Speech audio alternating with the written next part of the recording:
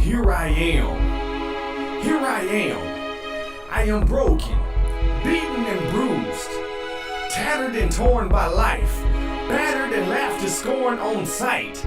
Here I am, hopeless, defeated, and confused. I have a name no one knows. It's like I don't even exist, so I continue to travel down these cold, dark roads alone. I search for a destination to which I've never been, a very elusive place, a place called home. I know of no one who cares. I've collected the pieces of all the broken promises over the years of all those who declared that they would always be there, but at the first snare none could be found anywhere. Bitterness is my only companion, accompanied with my sorrow as I'm hurled down this bottomless pit of utter despair. Suicidal thoughts are conjured as I ponder these lies I bought. The world told me this is how I should talk. They said this is how I should walk. I did everything that the world taught, but I still lost. Because when all the flashing lights were cut off, I was just another pawn that they used. Here I am, still broken, beaten, and bruised. No one hears my yells, travails, and cries. No one sees the tears swell in the wells of my eyes as I lay aside this broad, beaten, desolate path of mine, left for dead, surprised by thieves who wait and hide, stealing what little dignity I had left inside. How many more will pass me by as I lie here slowly dying, drowning in my failures as I reach, grab, hoping someone will toss a line. 1,002, stepping over and around, but why? Can't you see what I've been through? How can you see me thirsting and without food and not be moved? Can't you see I have no clothes, no shoes? How can you still refuse?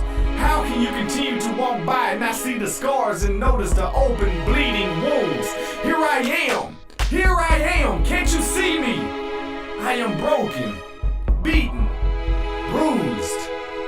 But then, just as I relinquish myself to sink deeper in my self-pity, I sense yet another sojourner trekking, inching closer step by step. But with no hope left, I simply assumed that he too would leave me upon the brink of death.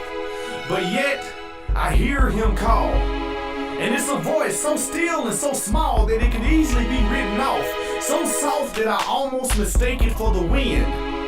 But now it grows loud and removes our shrouds of doubt, so profound that it sounds like it surrounds me, but I realize it's emanating from within. I recognize it immediately. It's that same voice that's been pricking at me throughout the years repeatedly. Every time that I thought no one needed me, he was always right there. But like a fool, I thought he would not receive me. But by mercy and grace, here he stands, reaching down to me with his nail-scarred hands, blood-splattered, scarlet robe with thorns pressing on his head. The one that we banned from our schools. It was this son of man that paid my dues. It was for me he was rejected, accused, and abused. No longer do I have to live in these chains of hell. He posted my bail long ago. The shackles of sin were expelled because this I am, was broken, beaten, and bruised. He stands at the door knocking, waiting for any man to open.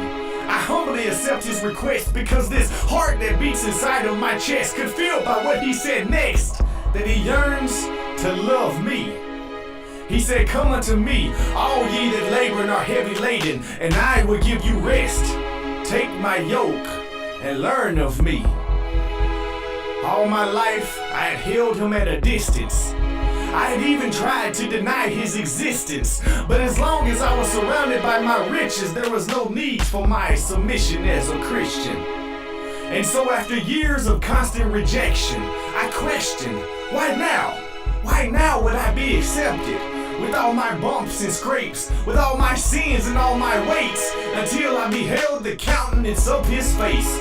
And I understood that it was because of my suffering and disgrace that I am a prime candidate to receive his grace. For he specializes in taking the worst of the worst case, provides a way of escape, and then turns them into something great so that only he can receive the glory and highest praise. They that be whole need not a physician, but they that be sick. And here is my healer, willing to relieve me of my plagues. So here I am, Lord. I am ready to give it all to you. All my failures, transgressions, and pain. All of my hell, deceptions, and shame. Take what's left of my perceptions and change this self from imperfections and stains to a reflection of your name. I'm tired of the direction from which I came, so now it's no more rebellion, objections, or games.